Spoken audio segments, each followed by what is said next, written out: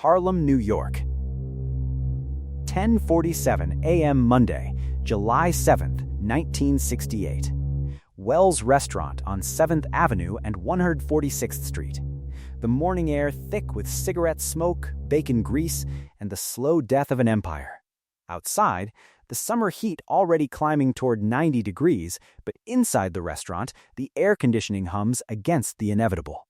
Ellsworth Raymond Johnson sits in his corner booth, the one with clear sightlines to both exits. White shirt pressed to military precision. Black tie, gold cufflinks catching the fluorescent light. In 37 minutes, he will be dead on this same linoleum floor. But right now, he is still breathing. Still calculating. Still watching three young men in leather jackets walk through the front door like they own the territory he built with blood and discipline over 4 decades. The tallest one, a 26-year-old dealer named Marcus Sweet Williams, makes direct eye contact with Bumpy and doesn't look away. The disrespect is immediate, intentional, and fatal. Sweet Williams represents everything Bumpy has spent his life fighting against, the new breed of Harlem hustler who mistakes flash for power, noise for respect, and chaos for control. Sweet Williams approaches the table where Bumpy sits with his morning coffee, black, no sugar, and his daily copy of the Amsterdam News folded beside his plate of scrambled eggs. The young man leans down, close enough that Bumpy can smell the marijuana on his clothes, the cheap cologne masking nervous sweat, and says the words that will echo through Harlem's underworld for the next 50 years. "Old man, your time is finished. The streets belong to us now." Silence. The entire restaurant goes quiet. Forks stop moving. Conversations die mid-sentence. The waitress behind the counter freezes with a coffee pot in her hand. Everyone knows what disrespect looks like in Bumpy Johnson's presence. Everyone knows what comes next. But this time, something is different. Bumpy doesn't issue an ultimatum. He doesn't make a threat. He doesn't reach for the .38 caliber revolver tucked beneath his left armpit. Instead, he looks at Sweet Williams with those cold, surgical eyes that have stared down Dutch Schultz, Lucky Luciano, and 3 decades of Italian mob, attempts to control Harlem, and delivers a prophecy that will haunt organized crime for generations. "Son," Bumpy says, his voice calm as a judge delivering a sentence, "you think you're taking over. But you're not building an empire. You're digging graves. The poison you're pushing, the discipline you're destroying, the respect you're burning, it's all going to come back. Not today, not tomorrow. But systematic, brutal, complete." He pauses, feeling the irregular rhythm of his failing heart, knowing these might be his final words to the underworld he shaped. When the chaos comes, remember this moment. Remember that I told you the streets don't belong to anyone who doesn't understand consequences. The game has rules. Break the rules, the game breaks you. Sweet Williams laughs. His 2 associates laugh. They walk out of Wells' restaurant like they just conquered territory. They have no idea they just witnessed the last testament of the King of Harlem. More importantly, they have no idea that in the coming decade, every word Bumpy spoke will manifest with terrifying precision. 17 minutes later, Bumpy Johnson clutches his chest, his coffee cup crashing to the floor, his body convulsing as his heart finally surrenders to the weight of 4 decades carrying Harlem on his shoulders.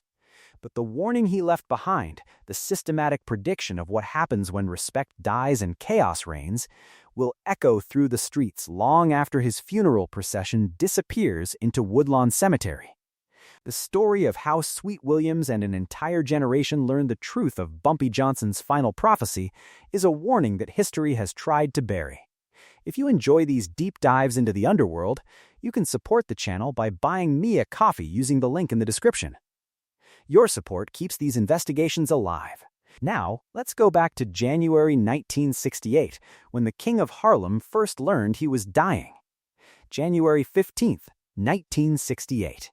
2:15 p.m. The private clinic of Dr. Theodore Marshall on West 135th Street exists in the space between legitimate medicine and underworld necessity. Ellsworth Raymond Johnson climbs the narrow staircase, his breathing labored. Each step a reminder that even kings are mortal, The examination room smells of rubbing alcohol and impending finality. Dr. Marshall, one of the few black physicians in Harlem trusted by both ministers and gangsters, reviews X-rays with clinical precision. He has patched Bumpy's bullet wounds and knife cuts for decades, but today's diagnosis cannot be sutured closed. Congestive heart failure. Advanced stage. The heart muscle weakened beyond repair, struggling to pump blood through a body that survived 10 years in Alcatraz and 40 years of urban warfare. 6 months maximum, probably less. Dr. Marshall speaks in measured tones about treatment options that both men know are meaningless. There is no treatment for a 70-year-old heart that has carried the weight of Harlem's underworld since Prohibition. Bumpy sits in absolute silence. No questions about pain management. No inquiries about experimental treatments. No emotional reaction whatsoever. He stares at the X-rays on the light board, studying the shadow of his failing heart like territory maps before a war. The silence extends for 37 seconds before he speaks with surgical precision. How long before I can't enforce respect? Dr. Marshall understands immediately. Not how long until death, but how long until weakness becomes visible. How long until the young wolves smell blood and start circling. 4 months of full mobility. Maybe 5 if he's careful. After that, the fatigue becomes obvious. The shortness of breath. The physical limitations that transform kings into targets. Harlem in 1968 exists at a crossroads between 3 competing futures. The civil rights movement promises legitimate power through political organization. Rising black nationalism demands revolutionary change through force and separation. Beneath both movements, the heroin epidemic spreads through the community like cancer through dying tissue. The young dealers flooding corners with dope don't understand they're destroying the very community that gives them power.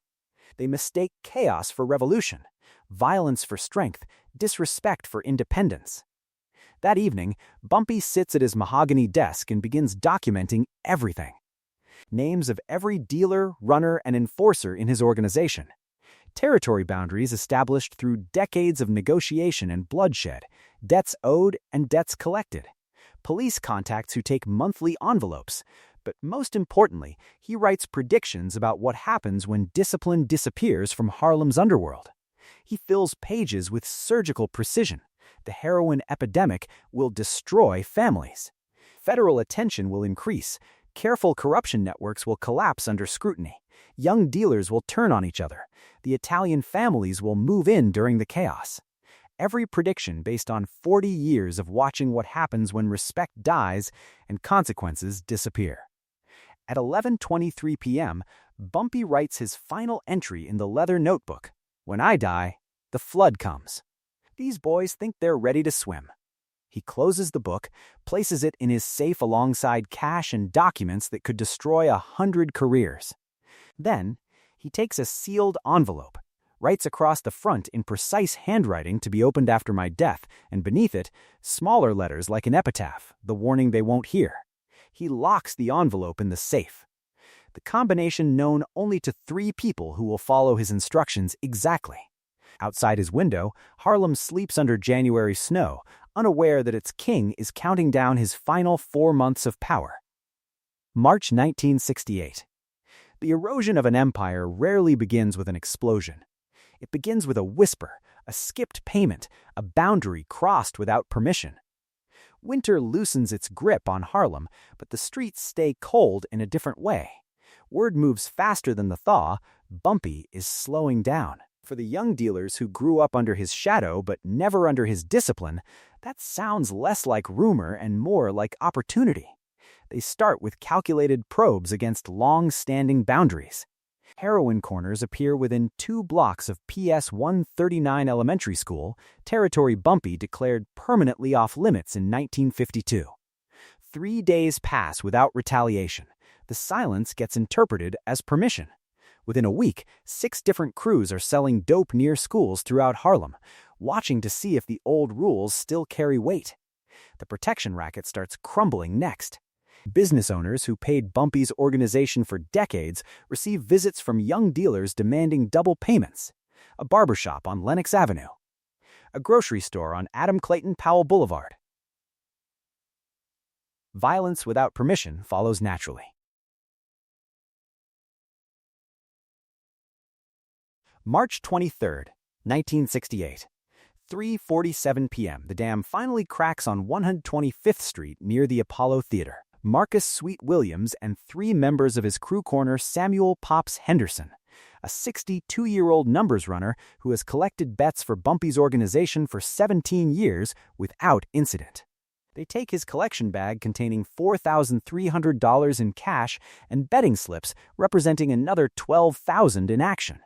When Pops protests, invoking the name that once ended all conversations, Sweet Williams explodes with calculated fury. The punch drops the old man to the sidewalk in front of 40 witnesses. Sweet Williams kicks him twice in the ribs, then shouts loud enough for the entire block to hear, "Bumpy's finished. Tell the old man the street's got new management. It is not just robbery, it is public theater." A declaration of regime change delivered with boots and blood in broad daylight. Within 2 hours, Bumpy's inner circle convenes at an apartment on Edgecombe Avenue. Frank Lucas demands immediate retaliation. Junie Byard wants Sweet Williams to disappear permanently. 3 other lieutenants argue for systematic violence against his entire crew. The room fills with rage and demands for blood. Bumpy sits in silence, breathing carefully, feeling his damaged heart labor against the stress. When the performance exhausts itself, he raises one hand and the room goes quiet. Set up a meeting, neutral location. Tomorrow night. March 24, 1968. 9:30 p.m. A social club on West 147th Street serves as neutral ground. The contrast is visceral. Bumpy Johnson, wearing a suit that cost more than Williams' car, sits with his hands folded. Sweet Williams, 26, leans back chewing a toothpick, radiating the arrogance of a man who has never faced true consequences. Bumpy does not raise his voice. He does not mention the robbery. He simply outlines the geometry of power, explaining that Harlem's ecosystem relies on order and that Williams is introducing chaos. You have a choice. Follow the rules of the game, or the game removes you. Sweet Williams laughs. Not nervous laughter, but genuine amusement at what he perceives as weakness. He sees an old man with a heart condition, not a predator conserving energy. He mocks the code, calls the rules ancient history. Bumpy nods once, signaling the end of the conversation. He delivers the ultimatum with surgical precision. You got 6 months to learn respect. After that, the streets teach the lesson. Sweet Williams leaves convinced he has won. He mistakes restraint for surrender, interprets patience as the hesitation of a dying man. That same night, intoxicated by his perceived victory, Williams commits the error that seals his fate. He opens a new heroin distribution spot directly across the street from Abyssinian Baptist Church, where Bumpy's mother was buried in 1946. The ultimate disrespect. Not just challenging authority, but desecrating the memory of the woman who taught him that even in the underworld, certain lines must never be crossed. The clock begins to tick. July 7, 1968. 10:35 a.m. Wells Restaurant on 7th Avenue and 146th Street operates under the weight of routine and impending finality. The morning heat climbs toward oppressive, but inside the air conditioning fights a losing battle against the inevitable. Ellsworth Raymond Johnson sits in his designated corner booth, the one offering clear sightlines to both exits, a habit formed during decades when visibility meant survival. White shirt pressed to military precision, black tie knotted with surgical exactness, gold cufflinks catching fluorescent light like small warnings. His breakfast sits half-finished, scrambled eggs growing cold, wheat toast untouched, black coffee in a cup his trembling hand struggles to steady. The Amsterdam News folded beside his plate shows headlines about riots and revolution, but Bumpy reads the obituaries, counting familiar names from a lifetime spent in Harlem's shadows. At 10:41 a.m., 3 young men enter carrying themselves with the swagger of conquerors claiming occupied territory. Marcus Sweet Williams leads, flanked by 2 enforcers whose names Bumpy knows but considers irrelevant. Williams wears a leather jacket despite July heat, gold chains visible against his open silk shirt, everything about his presentation screaming new money and no discipline. He makes direct eye contact with Bumpy and holds it, the disrespect immediate and intentional. The restaurant falls into instant silence. Conversations die mid-sentence. Forks stop moving against plates. Everyone recognizes the moment when boundaries get crossed and consequences become inevitable. Williams approaches with deliberate slowness, each step a performance for the audience of dealers, numbers runners, and working people who understand they are witnessing either a coronation or an execution. He leans down close enough that Bumpy can catalog the details: marijuana smoke embedded in his clothes, cheap cologne failing to mask nervous sweat, pupils slightly dilated from cocaine confidence. The words come loud enough for the entire restaurant to hear. "Old man, your time is finished. The streets belong to us now." Bumpy does not reach for the weapon under his left armpit, does not issue threats, does not perform anger for the crowd. Instead, he looks at Williams with eyes that have stared down Dutch Schultz, Lucky Luciano, and 3 decades of Italian mob encroachment, and begins speaking with the calm authority of a judge delivering an inevitable sentence. "Sit down." Williams hesitates, caught between maintaining his performance and genuine curiosity about what the dying king might say. He slides into the booth, his crew standing close, hands near weapons. Bumpy continues in that same measured tone, laying out predictions with surgical precision. The heroin epidemic will destroy families, turning mothers into addicts and children into orphans. The careful customer base built on numbers and policy gambling will collapse as addiction replaces recreation. Federal attention will intensify because heroin crosses the line from vice to poison. Police corruption networks will fail under scrutiny. The entire Harlem underworld structure will collapse not from external pressure, but from internal rot. You think you're building an empire on dope. You're building a graveyard. Every bag you sell digs another grave, first for the customers, then for the dealers, finally for you. Williams listens with increasing amusement, interpreting prophecy as desperate rambling from obsolete power. When Bumpy finishes, Williams delivers his response with theatrical cruelty. "Old man, you're already dead. You just ain't laid down yet." At 10:47 a.m., Bumpy Johnson's left hand goes to his chest. The coffee cup crashes to linoleum, ceramic shattering, black liquid spreading like spilled blood. His body convulses, heart failing after 70 years of carrying weight that would have crushed weaker men decades earlier. Williams watches with satisfaction, convinced he is witnessing divine confirmation of his supremacy. The King of Harlem dies in his corner booth, while the young wolf who challenged him stands laughing.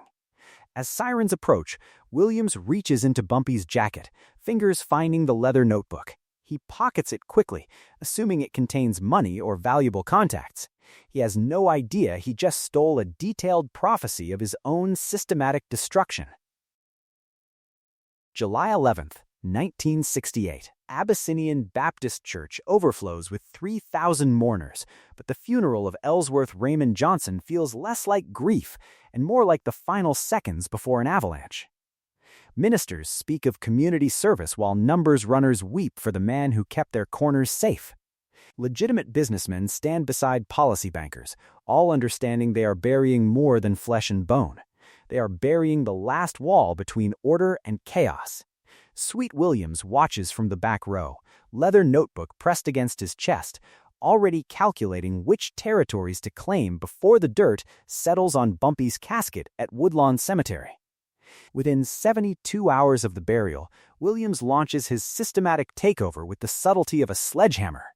The careful protocols that governed Harlem's underworld for 4 decades get abandoned like yesterday's newspapers. Heroin appears in schoolyards where Bumpy maintained absolute prohibition. Violence erupts within sight of churches previously considered sacred ground. Community elders who once commanded automatic respect find themselves threatened by teenagers drunk on power and high on their own product. The code that separated organized crime from pure predation dissolves overnight. By August, the shooting wars commence with predictable brutality.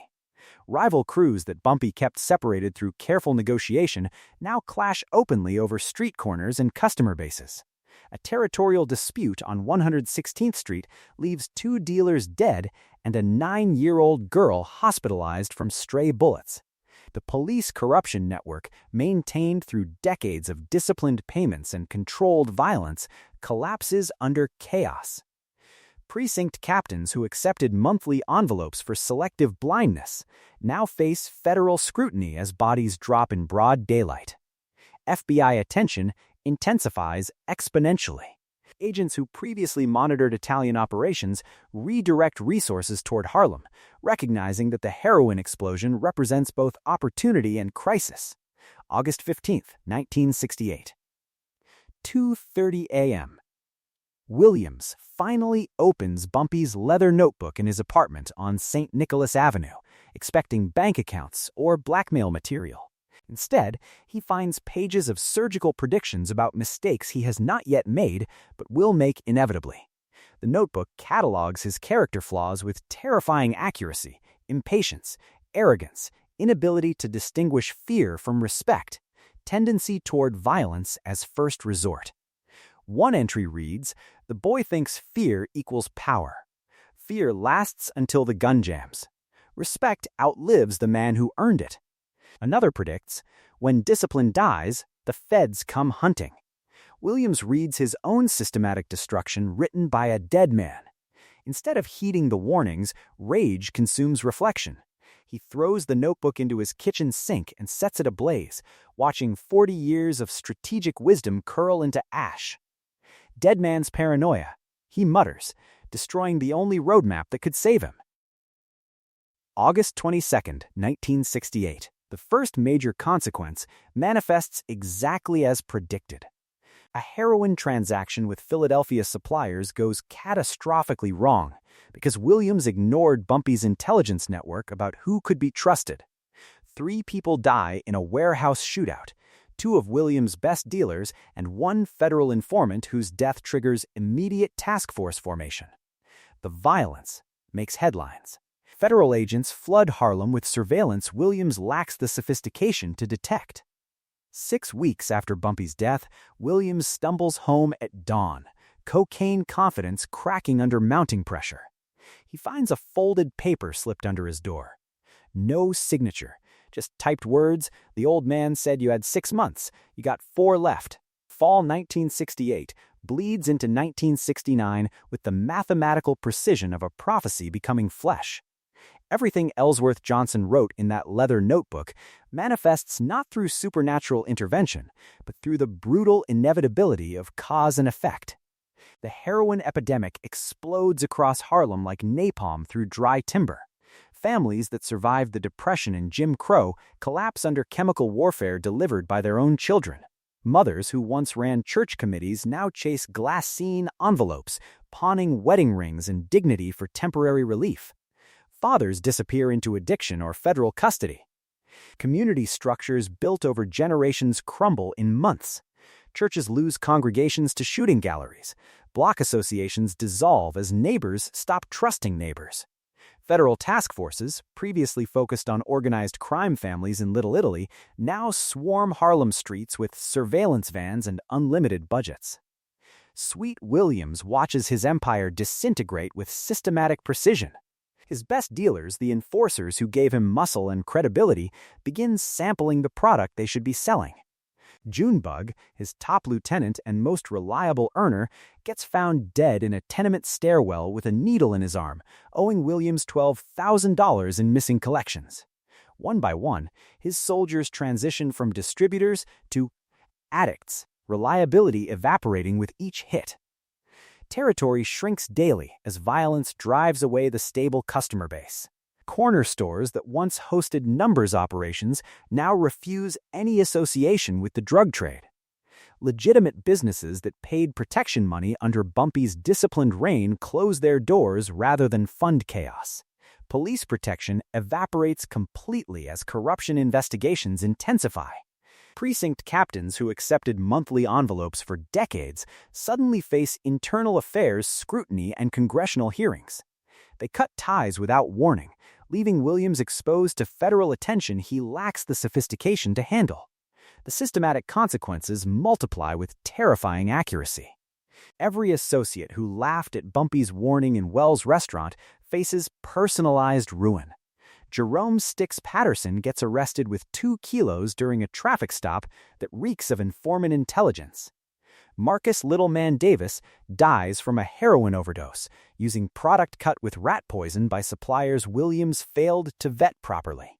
Raymond Slick Williams, Sweet's own cousin, turns federal informant to avoid 20 years, providing testimony that builds conspiracy cases against the entire organization. Not through organized revenge orchestrated from beyond the grave, but through natural selection in an ecosystem where the code has been abandoned. Without rules, the game consumes its players with mathematical certainty. Williams descends into paranoid psychosis, convinced that Bumpy Johnson's ghost orchestrates his systematic destruction. He sees the dead man's influence in every arrest, every betrayal, every deal gone wrong. He fires loyal soldiers for imagined betrayals, beats runners for suspected theft, and isolates himself in a fortified apartment on 145th Street, surrounded by weapons and product, but devoid of allies. The truth is simpler and more damning. Williams is destroying himself by following the exact path Bumpy predicted. Every decision made from arrogance rather than strategy. Every act of violence that should have been negotiation. February 14, 1969, 4:15 a.m. The end arrives with battering rams and flashbang grenades. Federal agents execute a coordinated raid on Williams' apartment. He is caught sleeping beside 3 kilos of pure heroin, enough weight to guarantee life in federal prison under mandatory minimum sentencing. The arrest is swift, brutal, and humiliating, captured by photographers who document the fall of a self-proclaimed king. 3 days later, in a Metropolitan Correctional Center holding cell, Williams receives an envelope slipped through the bars during a guard shift change. Inside, 1 sheet of paper with 8 typed words that complete the prophecy, "You had 6 months to learn respect." The streets taught the lesson. By 1970, Harlem no longer resembles the kingdom Ellsworth Johnson once managed with brutal precision, arriving not as a recovery, but as an autopsy of a community that ignored its own doctor's warnings. The heroin epidemic he predicted now dominates every block, transforming vibrant brownstones into boarded monuments to chemical warfare. Entire households collapse under addiction's weight. Children grow up stepping over unconscious bodies in stairwells where grandmothers once ruled with iron discipline. The Apollo Theater still hosts shows, but the surrounding streets pulse with desperation instead of culture. Emergency rooms overflow with overdoses. Funeral homes conduct services for 20-year-olds who never reached their potential. The community Bumpy spent 4 decades protecting, even while exploiting it, finally experiences what the underworld looks like without rules. Federal task forces descend with military efficiency, transforming scattered investigations into sustained occupation.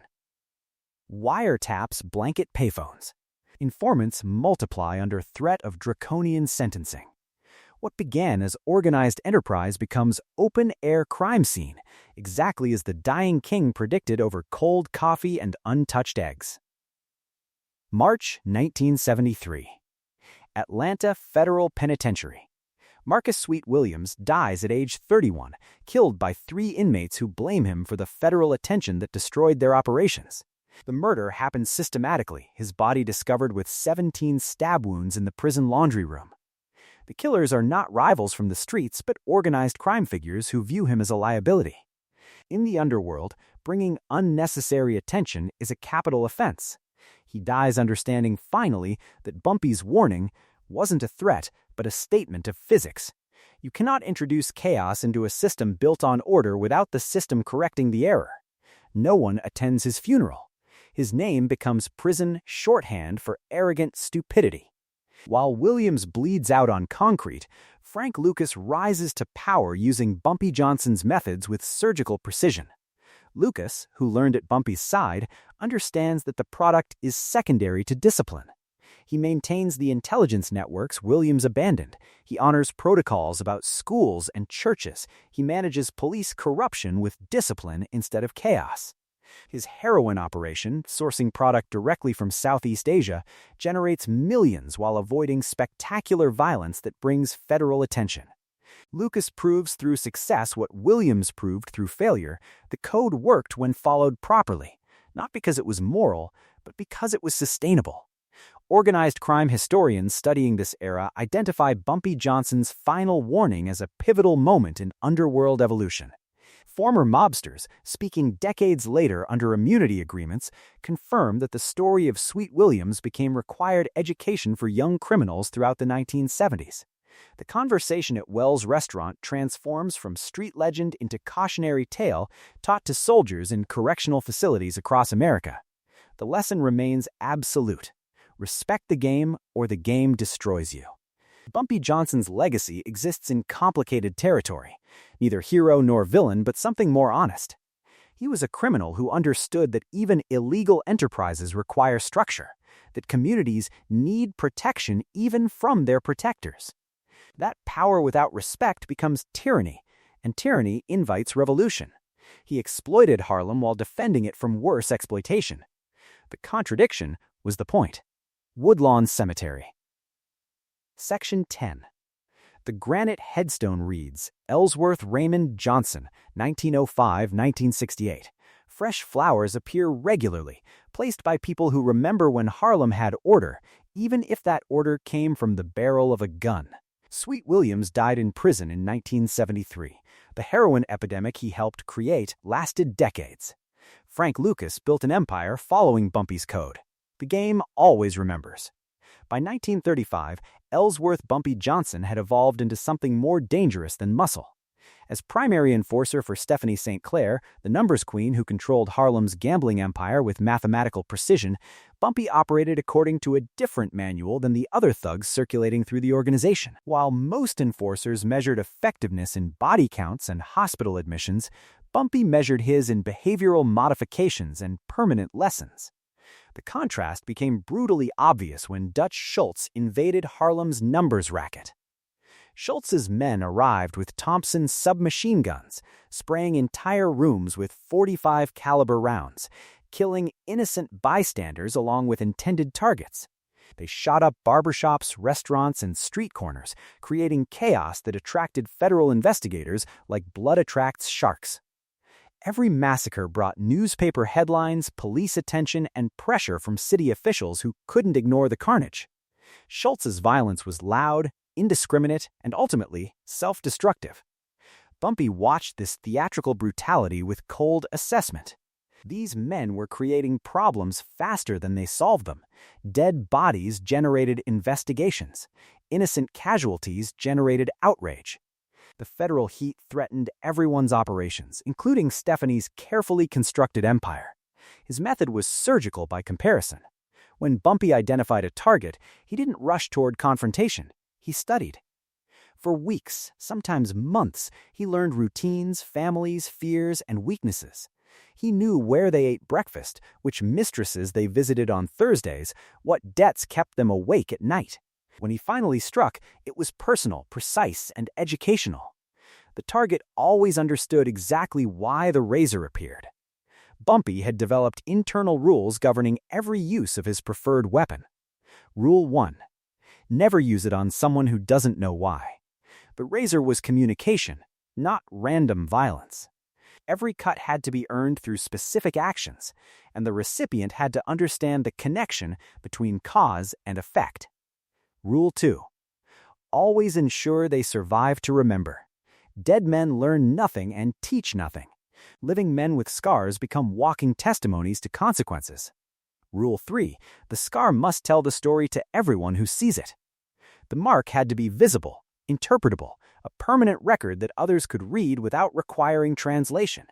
Theodore Walsh provided the perfect case study. Walsh operated Merchants Trust Bank on 125th Street, serving Harlem's business community while running a profitable side operation, refusing to cash winning numbers tickets for black customers, claiming the tickets were fraudulent, then pocketing the winnings himself. He'd stolen thousands from people who could least afford the loss, hiding behind his banker's respectability and the assumption that no one would challenge a white man in a three-piece suit. Bumpy didn't rob Walsh or threaten him. Instead, he waited and studied. He learned that Walsh spent every Saturday afternoon at the Westchester Country Club, a segregated establishment where he felt completely safe among fellow white businessmen. On a humid Saturday in July, Bumpy walked through the service entrance dressed as a waiter, carrying towels and a straight razor concealed in his jacket. Walsh was alone in the marble restroom, admiring his reflection, adjusting his carefully waxed mustache. Bumpy locked the door behind him. Walsh turned, confused but not yet frightened. Then he saw the razor. Bumpy's voice was conversational as he explained exactly which winning tickets Walsh had stolen, which families he'd robbed, how much money he'd pocketed. Then, with surgical precision, Bumpy shaved off precisely half of Walsh's mustache, leaving the other half perfectly intact. The physical damage was minimal, no blood, no permanent injury. But the humiliation was absolute. Walsh couldn't appear in public without looking ridiculous. The country club members whispered. His professional reputation crumbled under unexplained absurdity. Walsh went into hiding for 4 months. When he emerged, he tried hiring Italian hitmen to kill Bumpy Johnson, offering $5,000 for the contract. 3 different crews refused. One hitman explained with brutal clarity, "You don't understand what he did to you. He didn't just embarrass you. He showed everyone you're not worth killing. That's worse than death." If being deemed unworthy of execution was worse than death itself, what would Bumpy do to someone who truly challenged his authority?